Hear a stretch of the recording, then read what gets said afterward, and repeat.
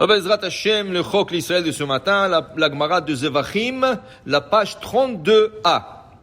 Kol apesulim sheshachatu. La Mishnah nous a enseigné, tout Kohen qui n'est pas propice au service et qui a égorgé un animal dans le Beth Amikdash comme service, ça passe.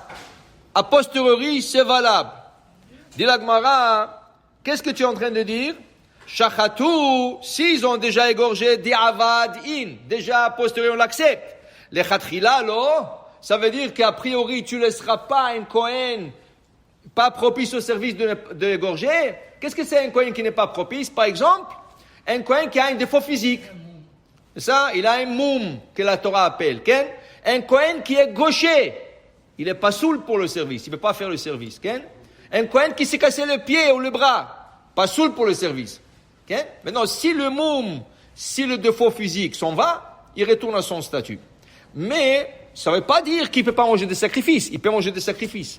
Il peut couper des bois pour le Beth Amikdash. Mais s'occuper des sacrifices dans le Beth Amikdash, un Kohen Baal Moum, un Kohen avec un défaut physique, ne peut pas le faire.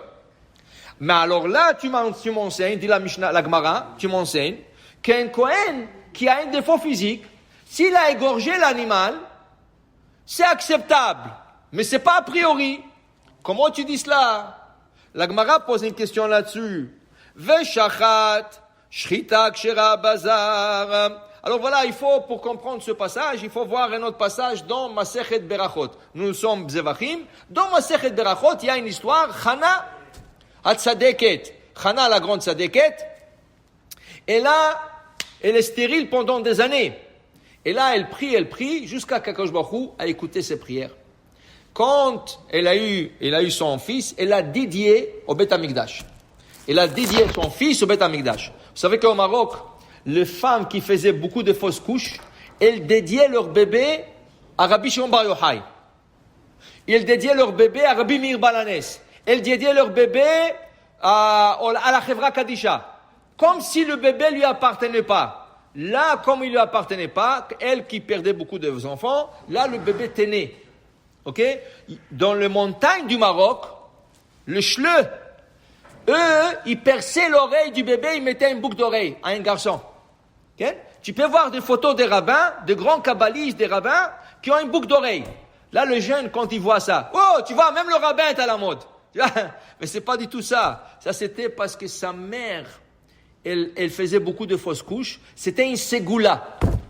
C'était, je crois que le grand-père de Baba Saleh, il avait une boucle d'oreille. Pourquoi? Parce que sa mère avait des bébés et le bébé mourait. Il n'y avait pas de vaccin à l'époque, il n'y avait pas d'antibiotiques, il n'y avait pas tout ça. Alors c'est ce qui faisait que le bébé mourait. D'ailleurs, vous allez voir que beaucoup de bébés, que leur mère perdait le bébé, et quand le bébé était né, il l'appelait Makhlouf.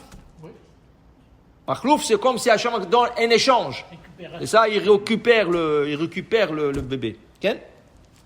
Bekitsour, Hana Tzadeket, elle était stérile pendant des années, et voilà qu'elle a un bébé. Elle a dit, je le dédie au Beth Amikdash. Elle a fait un éder sur son bébé, mais elle a dit d'abord, laisse-lui finir à allaiter. À l'époque du Hana, le bébé allaitait 24 mois. 2 ans. Voilà, le 2 ans s'écoule, et elle emmène le petit, elle emmène Shmuel, qui a eu? Elle a eu Shmuel à Navi. Le prophète Shmuel, le bébé était prophète Shmuel. Que la Gemara dit qu'il est comparé à Moshe et Aaron ensemble. Ça veut dire que si sur un côté de la balance tu mettais Moshe et Aaron, tu mettais Shmuel dans l'autre, ils étaient égaux. Moshe et Aaron bekohanav ou Shmuel bekoree shemo. Il était tellement grand, mais là il a 2 ans. Il est tout petit, il a 2 ans. C'était un petit enfant de 2 ans. Et l'on met Beth Amikdash, et l'on met un grand taureau pour sacrifice, et ils arrivent, on lui dit, on n'a pas un Kohen pour égorger ton sacrifice. Il faut chercher un Kohen. Et il cherche, 10 minutes passent, 15 minutes passent. Alors Shmuel Hanavi, qui avait 2 ans à cette époque, il leur dit, mais qu'est-ce que vous cherchez un Kohen? N'importe qui peut égorger l'animal. Le Kohen, il intervient quand il y a le sang qui coule, il reçoit le sang, il marche avec le sang, il asperge sur l'autel. Mais pour égorger, n'importe qui peut égorger.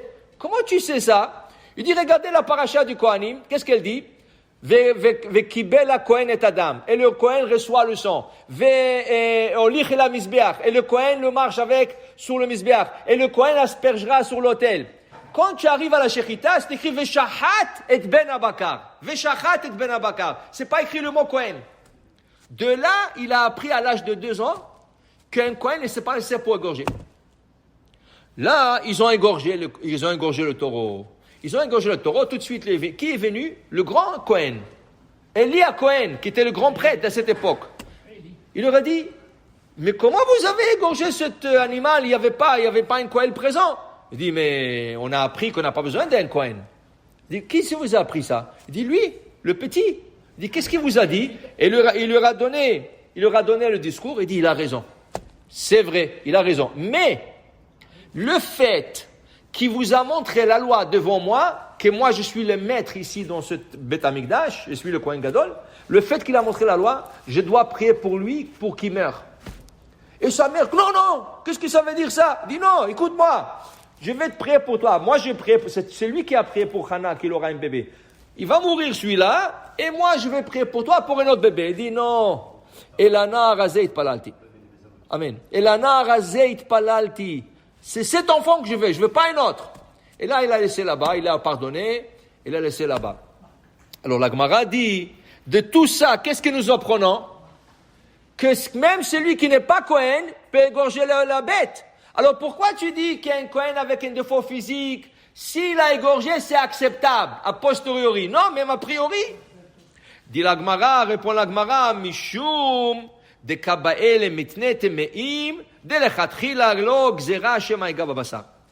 Dans la Mishnah, on a mis ensemble le Kohen Baal Moum et le Tamé. Un Kohen qui n'a pas de Moum, mais il est impur. Le Kohen qui est impur, il y a un problème. S'il touche le sacrifice, il impurifie le sacrifice. Mais qu'est-ce qui arrive s'il a un long couteau? Vous savez que le couteau de la shrita, pour le poulet, il est court. Et pour la vache, il est plus long. Si tu prends un grand couteau long et le Kohen égorge et il fait attention de ne pas toucher l'animal, il n'a pas impurifié, même s'il est impur. S'il égorge et il touche l'animal, il rend l'animal impur. Puisqu'on parlait de tamé, un Kohen tamé, alors on ne voulait pas qu'a priori le tamé égorge pour que peut-être il va toucher et impurifier le sacrifice. On a dit le chatrilalo.